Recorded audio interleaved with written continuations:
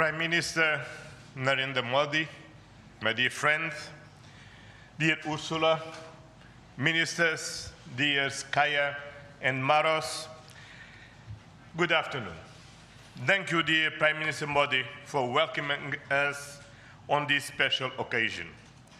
We were privileged yesterday to be your chief guests for the Republic Day celebrations.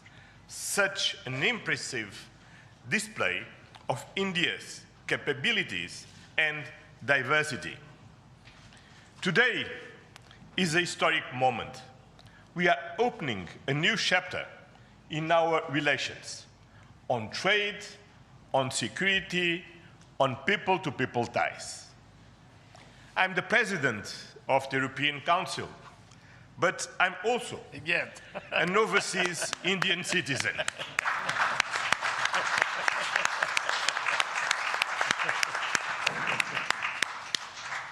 Then, as you can imagine, for me, it has a special meaning.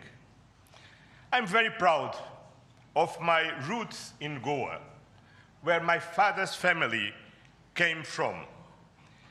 And the connection between Europe and India is something personal to me.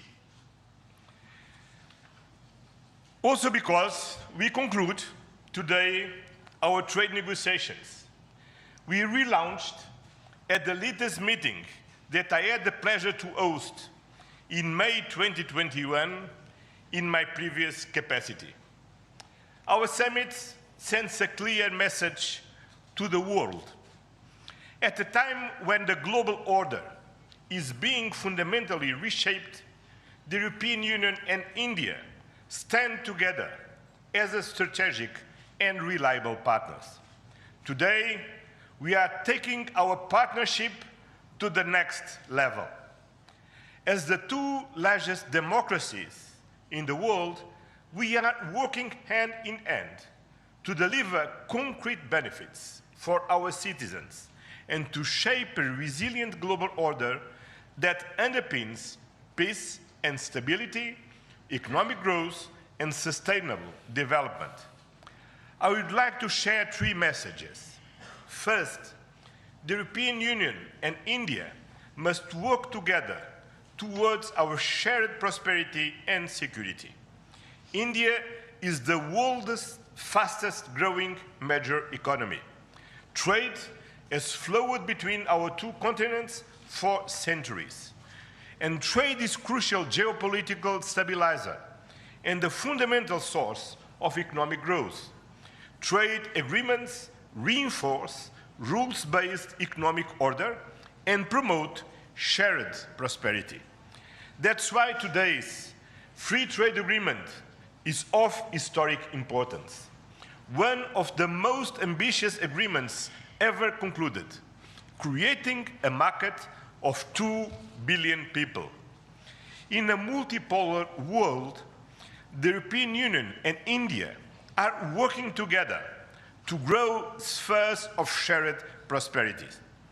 But prosperity does not exist without security. Strengthen our cooperation to better protect our citizens and our shared interests. Working together to counter the full range of security threats we face in the Indo-Pacific, in Europe, and around the world, reaching a new level of strategic trust between us. That is the significance of our agreement on a security and defense partnership. The first such overarching defense and security framework between India and the European Union, and the first step towards even more ambitious cooperation in the future. This brings me to my second message. As the world's largest democracies and champions of multilateralism, the European Union and India share the responsibility to upholding the international law with the United Nations Charter at its core. Earlier this morning, we and Ursula and President Ursula had the opportunity to pay tribute to Mahatma Gandhi. And I reflected upon his words, which still holds true today, and I quoted, "Peace will not come out of a clash of arms, but out of justice lived and done by unarmed nations in the face of odds."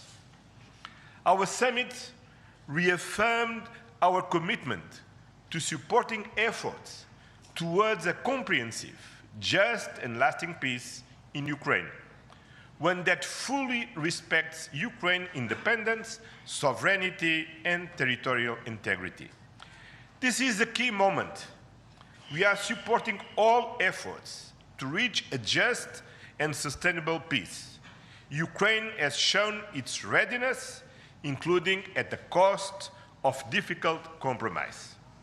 I know, dear Prime Minister, that we can count on you to help creating conditions for peace through dialogue and diplomacy. And this is my final message. Together, we must show leadership on global issues. Cooperation between the European Union and India will help shape a more balanced, resilient, and inclusive global order. Just two examples. I'm proud of the commitments we are making for greater cooperation on clean energy, green transition, and climate resilience.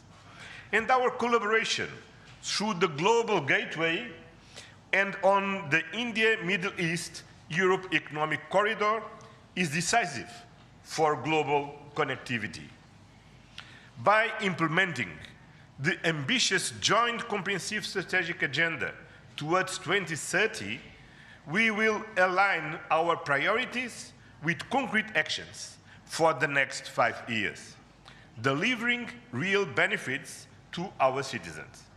Today, we have tangible progress and set an example of cooperative leadership on global issues with our free trade agreement, our security and defense partnership, and our joint strategic agenda. These outcomes are crucial milestones on the longer path. We look forward to continuing the journey together, as always. Thank you very much.